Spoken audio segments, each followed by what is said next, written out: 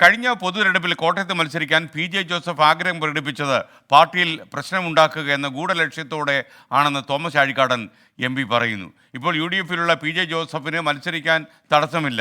സ്ഥാനാർത്ഥിയാകുമോ എന്ന് PJ. Joseph തന്നെ വ്യക്തമാക്കണമെന്ന് തോമസ് ചാഴിക്കാടൻ പറഞ്ഞു. 2019 അവർ ഇതേ പരിശ്രമം നടത്തിയിരുന്നു. അന്ന് പാർലമെന്റിലേക്ക് പോകാൻ എനിക്ക് ആഗ്രഹമുണ്ട് എന്ന് കേരളത്തിലാകെ പറഞ്ഞു നടന്ന അദ്ദേഹം ഇപ്പോൾ അദ്ദേഹത്തിന്റെ പാർട്ടി കൈവശം അല്ലെങ്കിൽ അദ്ദേഹത്തിന്റെ കൈപ്പിടിയിലാണ് ഈ പാർട്ടി, അദ്ദേഹത്തിന്റെ പാർട്ടിയും അദ്ദേഹത്തിന്റെ പ്രസ്ഥാനവും. ആ പ്രസ്ഥാനം ഇന്ന് യു.ഡി.എഫിൽ നിൽക്കുമ്പോൾ യു.ഡി.എഫ് അദ്ദേഹത്തെ സ്ഥാനാർത്ഥിയാക്കുന്നതിന് യാതൊരു മടിയും പറയുമായിരുന്നില്ല. അന്നത്തെ ലക്ഷ്യം എന്തായിരുന്നു എന്നതിനെക്കുറിച്ച് ഞങ്ങൾക്കൊക്കെ ഇപ്പോൾ സംശയമുണ്ട്. പാർട്ടി പിടിച്ചെടുക്കുക എന്ന ലക്ഷ്യത്തോടുകൂടി അദ്ദേഹം വന്ന ഒരു ഗൂഢതന്ത്രം അന്ന് ഉണ്ടായിരുന്നില്ലേ എന്ന് ഞങ്ങൾ വിശ്വസിക്കുകയാണ്. അല്ലെങ്കിൽ ഇന്ന് അദ്ദേഹം സ്ഥാനാർത്ഥിയാകാം. അദ്ദേഹം അന്ന് വളരെ ആഗ്രഹം പ്രകടിപ്പിച്ചു, എല്ലായിടത്തും പ്രകടിപ്പിച്ചു. ഇന്ന് അദ്ദേഹത്തിന് പൂർണ്ണമായ നിയന്ത്രണമുള്ള ഒരു രാഷ്ട്രീയ പ്രസ്ഥാനത്തിൽ എന്തുകൊണ്ട് അദ്ദേഹം മത്സരിക്കാൻ തയ്യാറാവുന്നില്ല, മത്സരിക്കാൻ താല്പര്യം കാണിക്കുന്നില്ല എന്നത് ചർച്ച ചെയ്യപ്പെടേണ്ട വിഷയമാണ്. എനിക്ക് തോന്നുന്നു പി.ജെ. ജോസഫ് തന്നെ കുത്തി ഇളകി കോട്ടയത്ത് മത്സരിപ്പിച്ച് കടുത്ത മത്സരം നേരിടാൻ തന്നെയാണ് തോമസ് ചാഴിക്കാടൻ്റെ നീക്കമെന്നാണ് തോന്നുന്നത്. LDF സ്ഥാനാർത്ഥി പ്രഖ്യാപനത്തിന് പിന്നാലെ തോമസ് ചാഴിക്കാടൻ പ്രചാരണം ആരംഭിച്ചു എന്ന വാർത്ത വരുന്നു. ടോബി ജോൺസൺ കോട്ടയത്ത് നിന്ന് വിശദാംശങ്ങൾ നൽകും. ടോബി, ഗുഡ് മോർണിംഗ്, പറയൂ.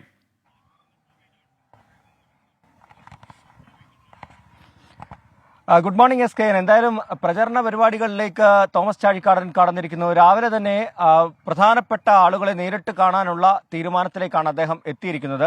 ഇതുമായി ബന്ധപ്പെട്ട് ഇന്ന് രാവിലെ തന്നെ നമ്മൾ അദ്ദേഹത്തെ കണ്ടു. അദ്ദേഹത്തോട് സംസാരിച്ചപ്പോഴാണ് ഇത്തരത്തിലുള്ള ഒരു വെല്ലുവിളി അദ്ദേഹം നടത്തി. അതായത് പി.ജെ. ജോസഫ് എന്തുകൊണ്ട് കോട്ടയത്ത് മത്സരിക്കുന്നില്ല? നമുക്കറിയാം, കേരള കോൺഗ്രസിൽ ഇതിനോടകം തന്നെ സ്ഥാനാർത്ഥി മോഹവുമായി നിരവധി ആളുകൾ രംഗത്ത് വന്നു. അത് PC തോമസ് മുതൽ സജി മഞ്ഞക്കടമ്പിൽ വരെ രംഗത്ത് വരുന്ന കാഴ്ച കണ്ടു. പരസ്യമായി ഇവരെല്ലാം ആഗ്രഹം പ്രകടിപ്പിക്കുന്നതും കണ്ടു. അങ്ങനെ വലിയൊരു തർക്കത്തിലേക്ക് പോകുന്നതിനിടയിലാണ് ഇപ്പോൾ കേരള കോൺഗ്രസ് എമ്മിൽ നിന്നും ഒരു ആവശ്യം അല്ലെങ്കിൽ ഒരു വെല്ലുവിളി വന്നിരിക്കുന്നത്. പി.ജെ. ജോസഫ് എന്തുകൊണ്ട് മത്സരിക്കുന്നില്ല? അദ്ദേഹത്തിന് മത്സരിക്കാൻ മുന്നോട്ട് വരാൻ എന്തുകൊണ്ടാണ് മടി കാണിക്കുന്നത്? കാരണം അതിനൊരു കാരണം കൂടി അവർ പറയുന്നുണ്ട്. കഴിഞ്ഞ തവണ ഈ പാർട്ടി രണ്ടായിട്ട് പിളരുന്ന സാഹചര്യത്തിൽ ഏറ്റവും കൂടുതൽ തവണ കോട്ടയം സീറ്റ് വേണമെന്ന് ആവശ്യപ്പെടുകയും അതിനുവേണ്ടി പിടിവാശി പിടിക്കുകയും ചെയ്ത വ്യക്തിയാണ് പി.ജെ. ജോസഫ്. അന്ന് ആ കാരണം പറഞ്ഞാണ് ഈ പ്രശ്നം മൊത്തം ഉണ്ടാക്കിയത്. അതിനുശേഷം ഇപ്പോൾ അദ്ദേഹം ഒരു പാർട്ടിയായി മാറിയിരിക്കുന്നു, കേരള കോൺഗ്രസ് ആയി മാറിയിരിക്കുന്നു. ഇപ്പോൾ അദ്ദേഹത്തിന്റെ കയ്യിലാണ് കേരള കോൺഗ്രസ് എന്ന് പറയുന്ന പാർട്ടി ഉള്ളത്. അതുകൊണ്ട് തന്നെ ജോസഫ് വിഭാഗത്തിന് സ്വന്തമായി അദ്ദേഹത്തിന്റെ സ്ഥാനാർത്ഥിത്വം പ്രഖ്യാപിക്കാൻ സാധിക്കും. പക്ഷെ അദ്ദേഹം അതിന് മുതിരുന്നില്ല. അത് അന്നത്തെ ആ ഗൂഢലക്ഷ്യത്തിന് വേണ്ടി നടത്തിയ ഒരു അവകാശവാദമായിരുന്നു അന്നുള്ള ഒരു ചോദ്യമാണ് തോമസ് ചാഴിക്കാടൻ മുന്നോട്ട് വെക്കുന്നത്. മറ്റ് കേരള കോൺഗ്രസ് എമ്മിലെ നേതാക്കളെല്ലാം തന്നെ ഇക്കാര്യവും പറയുന്നുണ്ട്. എന്തായാലും ഒരു വെല്ലുവിളിയാണ് നടത്തിയിരിക്കുന്നത് പി.ജെ. ജോസഫ് മത്സരിക്കുമോ എന്ന്. എന്തായാലും അക്കാര്യത്തിൽ ഇനി മറുപടി പറയേണ്ടത് പി.ജെ. ജോസഫും കേരള കോൺഗ്രസ് നേതാക്കളും തന്നെയാണ്. വരും ദിവസങ്ങളിൽ 14-ാം തീയതിയോടുകൂടി ജോസഫ് വിഭാഗത്തിന്റെ സ്ഥാനാർത്ഥി പ്രഖ്യാപനം ഉണ്ടാകുമെന്നുള്ള വിവരമാണ്.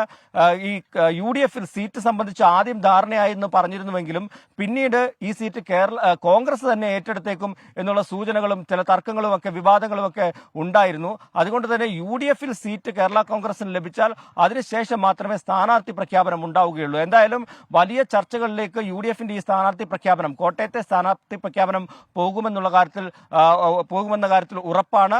എന്തായാലും ഇത് സജീവ ചർച്ചയാക്കാൻ തന്നെയാണ് ജോസ് കെ മാണി വിഭാഗവും തീരുമാനിച്ചിരിക്കുന്നത്. വരും ദിവസങ്ങളിൽ അത് സജീവമായി തന്നെ പ്രചാരണ രംഗത്ത് ഉണ്ടാകുമെന്നുള്ള സൂചന തന്നെയാണ് തോമസ് ചാഴിക്കാടൻ നമ്മളോട് പങ്കുവച്ചിരിക്കുന്നത്. SK. Okay, thank you Toby.